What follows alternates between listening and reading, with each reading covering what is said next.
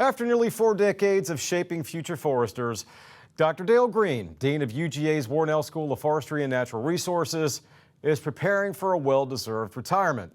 His impressive achievements, including induction into the Georgia Foresters Hall of Fame, extend far beyond teaching, though. Under his leadership, Warnell has grown significantly, welcoming distinguished faculty members like our very own Ranger Nick. In this interview with Nick Furman, Dean Greene discusses his career, his students, and his profound impact on the forestry industry.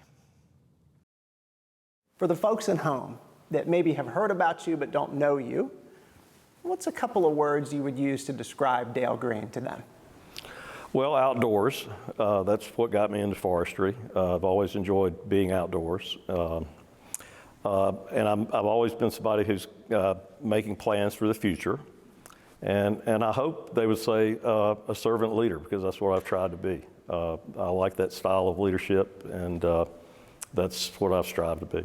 As you fast forward, as your plane is landing and your career is settling down, where do you see forest management, natural resource management in the next 10 years? What do you think? Boy, if I had a really good answer for that, I could probably do better than being dean financially. But I think it's going to continue to evolve some trends that we're already seeing. Greater use of wood for commercial buildings. The mass timber movement is taking off now. There's going to be more markets for carbon, primarily voluntary markets. We're seeing that space is still evolving, and it's still working to find the structure and standards that it needs, but that's happening over time. We're going to continue to use more technology. I think there's a big opportunity for AI in interpreting things like imagery that we take, which can be time consuming for individuals to do that. All that's just so different than what I studied in the late 70s and early 80s earning a bachelor's degree. We just have so many more tools available, and we'll just figure out ways to deploy those to be more efficient.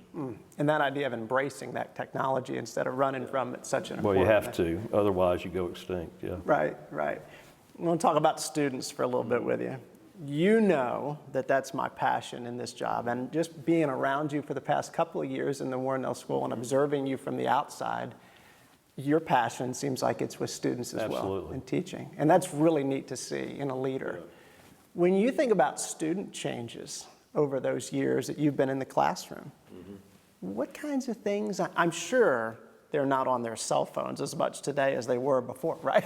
No, they're really on them a lot. But what kind of changes have you seen over students over that time? Well, at times, I think there are more similarities than there are changes, but there are some key changes. They obviously grew up around technology, and it's been a part of their life forever. But I think if you look at our student demographics, you'll see that we have fewer students at the University of Georgia, largely, and also in the Warnell School, that come from small towns and come from rural areas, and that's just because our population in the state has grown in the urban areas, and those urban and suburban areas particularly tend to have, on average, this is a generalization, better funded schools, and they prepare their students better than some of the rural counties are able to do with their tax bases nowadays. So, we also have students that increasingly have not grown up hunting or fishing. So we now have, learn to hunt classes for students to introduce them to that. A lot of them have discovered the out of doors, not by really recreating out of doors, but by watching shows on TV or going to camps.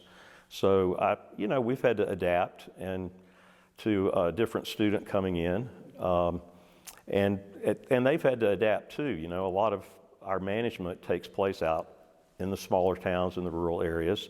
So if you've grown up in a big city with all sorts of stuff available, it may be hard to adjust to living in a 10,000 person or a 5,000 person community.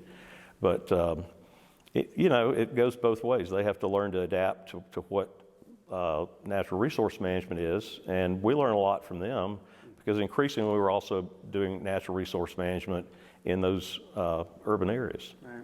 And you're a forestry person, you're a forestry expert in the industrial forestry side, but you have always appreciated and respected and celebrated the social sciences, parks, rec, tourism management, the wildlife, the fisheries, the water resources, and that's been another piece, I think, of your leadership that even though your disciplinary background is in forestry, you have respected and appreciated that collaboration as we manage natural resources. That's well, my family and I have always enjoyed kayaking rivers and fishing and hunting and camping and the state parks, the national parks, just, you know, outdoor interest are what we do.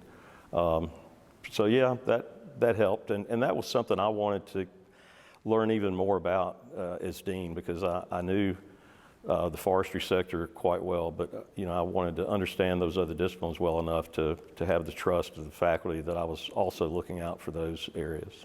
What's next for you? Once retirement does come at the end of December, what's next and your plans for continuing to be involved in natural resource management? What do you think? Well, I don't really have any firm plans other than to not have plans for the next, for the first 2 or 3 months.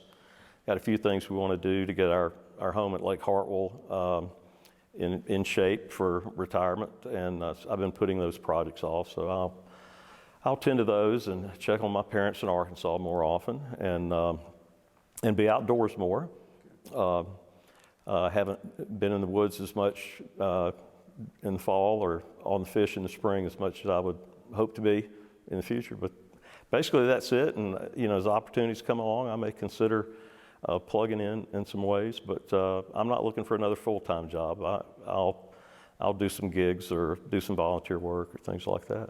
Well, I hope you'll pick up the phone if I call you or another one of our faculty members calls you for some advice or mentoring. Absolutely. That's good. Well, let me just say, I so appreciate your leadership, and I so appreciate this opportunity today, and we really look up to you. We really do, and we're going to miss you.